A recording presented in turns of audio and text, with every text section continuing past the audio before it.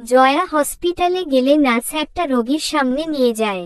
বিছানায় শুয়ে আছে, মুখে অক্সিজেন মাস্ক থাকা সত্ত্বেও লোকটাকে চিনতে ভুল হয় না জয়ার। এটা আপুর ফ্রেন্ড হাবিব। জয়াকে দেখেই হাবিব বলল, আমি আর বাঁচব না হয়তো, তাই সত্যিটা বলে যেতে চাই। তোমার আপু সুসাইড করিনি, আমি ধর্ষণ করে মেরেছি। কি বলছেন এসব? আপু যে সুসাইড নোট লিখেছিল, রাজ যদি তাকে ভালো না বাসে তাহলে সে সুসাইড করবে, আর আপু তাই করেছিল। হ্যাঁ, সুসাইড নোট লিখেছিল, কিন্তু সেটা মিথ্যা ছিল।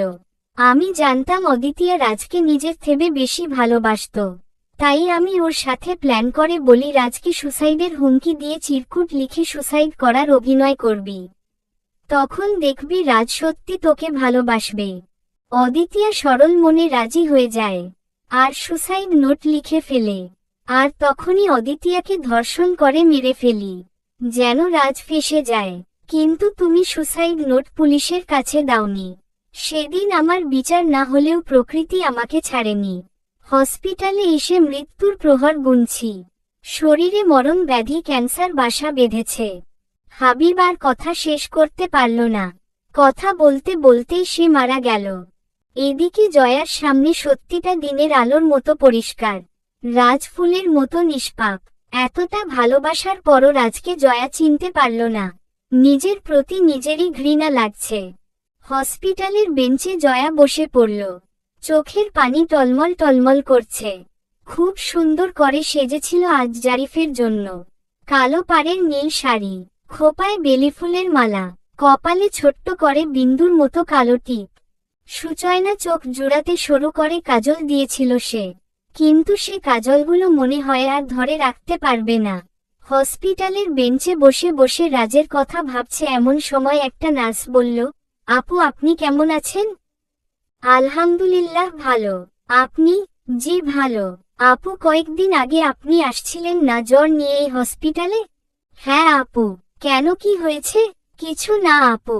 আপু আপনার হাজবেন্ড আসেনি? না, ওই আজ বাসায়। আপু একটা কথা বলি? হ্যাঁ বলো।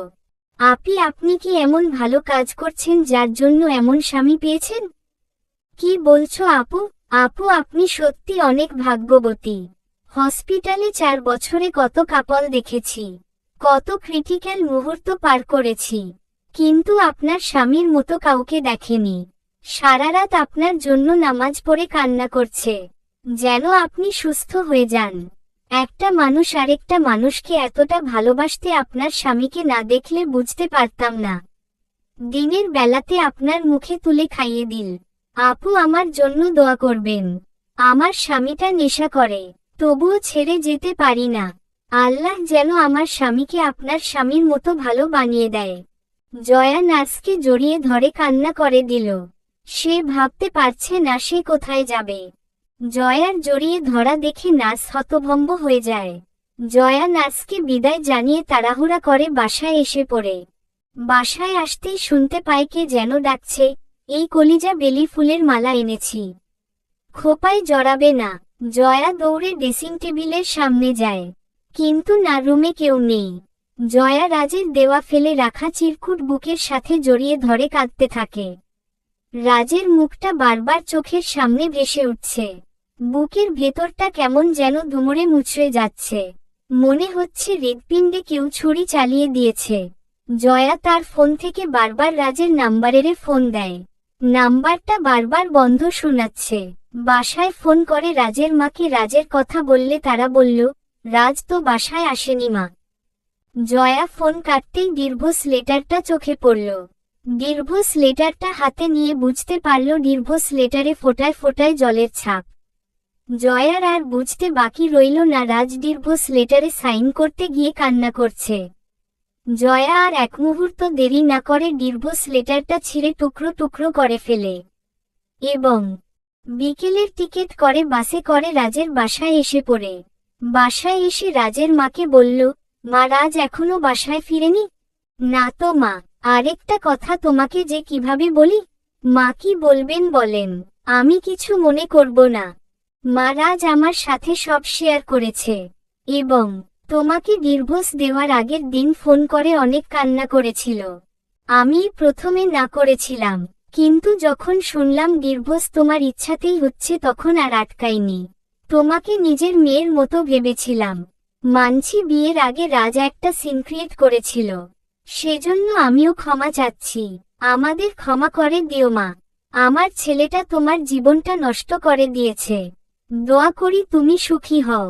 তোমাকে চাইলেও আর এই বাড়িতে রাখতে পারবো না। আরেকটা কথা, আমার ছেলেটা তোমাকে বড্ড বেশি ভালোবাসতো। আচ্ছা এসব বাদ দাও মা, তুমি ভালো থেকো। মা কি বলছেন? আপনি ক্ষমা চাচ্ছেন কেন? মা আপনারা আমাকে ক্ষমা করে দেন। আমি অনেক বড় ভুল করছি। আপনাদের ছেড়ে আমি কোথাও যাব না।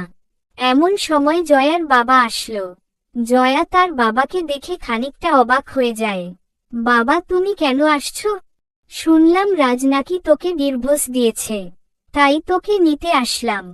জয়া আর তার বাবাকে কিছু বলতে পারল না। বাসায় আসার পর রাজের সাথে যোগাযোগ করার অনেক চেষ্টা করেছে কিন্তু পারেনি। পরিচিত একজনের কাছে শুনেছে রাজ নাকি আমেরিকা চলে যাবে কিছুদিনের মধ্যে। জয়া ভাবতে পারছে না এই মুখ নিয়ে কিভাবে রাজের সামনে গিয়ে দাঁড়াবে। যতই দিন যাচ্ছে রাজের স্মৃতিগুলো ততই মনে পড়ছে। রাজের খাইয়ে দেওয়া অফিস শেষ করে বেলি ফুলের মালা নিয়ে আসা সবকিছু। একদিন হঠাৎ শুনতে পেল রাজের বিয়ে, তাও জয়ারই বান্ধবী জেনিফার সাথে। জয়া বিশ্বাস করতে পারছে না। রাজের বিয়ে, কলিজাটা ফেটে যাচ্ছে তার। না, এই বিয়ে যেভাবেই হোক আটকাতে হবে। রাজকে ছাড়া সে বাঁচবে কিভাবে, চলবে?